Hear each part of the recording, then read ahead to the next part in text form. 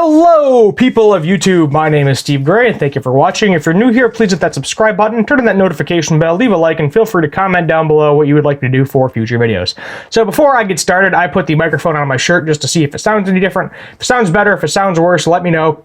Put a comment down below, and we will figure out the microphone placement. I think it's generally been fine, but you never know if you don't try new things.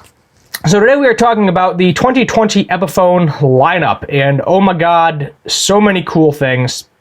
I'll put a link in the description to the Epiphone page where you can take a look at all of the different crazy awesome guitars and kind of get your own thoughts on it.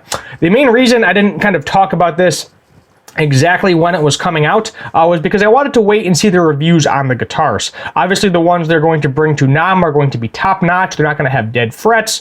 They're going to make them perfect and beautiful for all the people playing them. So that way, such as the popular YouTubers that go and check them out, everything works perfectly fine, everything stays in tune perfectly fine, and they don't have any problems.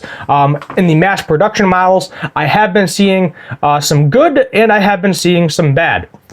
So let's just start with the good. CTS pots, better electronics, no real complaints about fret nibs too much. Everybody's digging the new headstock. People are digging the weight relief. Some people are liking that they do the cutaway so that way you can get higher access to the upper frets. And I think there's even a belly cut on one or two of them. But overall, great impressions. Excellent, no problem there. The bad, obviously there are some finish issues if that is a problem for you. The SG models, specifically the ones that are glossy, I have a massive problem with because you don't really see it on older models. Maybe they did the veneers different. So if you're not familiar with Epiphone veneers, basically what they do is, say you got a Gibson SG, because this is the guitar I'm talking about. Maybe the body, 3, 4, 5, 6 pieces, however many pieces, they glue a bunch of pieces of mahogany together, and then it looks kind of crappy. So what they do is they get an ultra thin piece of a really nice looking wood.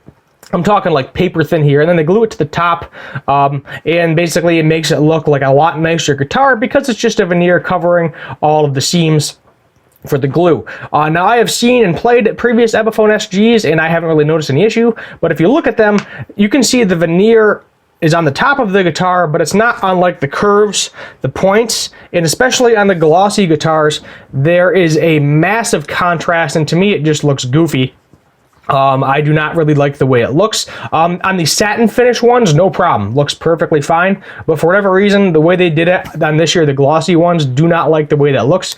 That being said, they did bring an SG with a vibrola, which I hopefully will be able to play at some point. I went to my local Guitar Center the other day, and they did not have a single new one. Apparently, Guitar Center is not getting any of these guitars until like the 10th of March. At least mine isn't, so don't expect to see them this month at all unless you specifically order them online, and then you might be able to get a hold of them that way. Another major issue that I saw with several reviews was fret problems.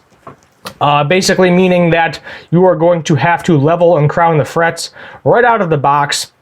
I think Trogley bought like 4 or 5 guitars.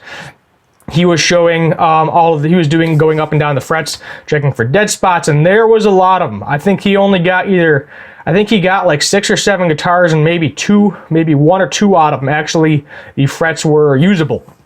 You don't have to get them perfectly level, but you need to get them usable so you're not buzzing all over the place. You don't want to hear that buzz through the amp, obviously, when you're playing.